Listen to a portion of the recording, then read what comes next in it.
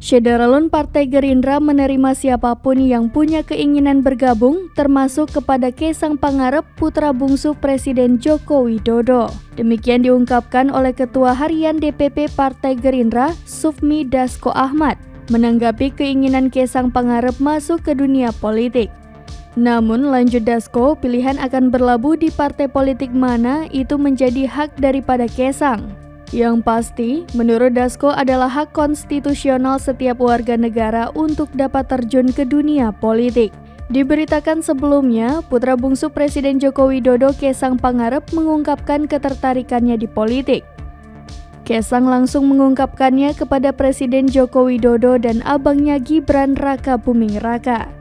Momen tersebut disampaikan Kaisang saat keluarga Presiden Jokowi makan siang di Ono Solo Cafe and Eatery, Kelurahan Keprabon, Kecamatan Banjarsari, Kota Solo, Jawa Tengah pada Senin 23 Januari 2023.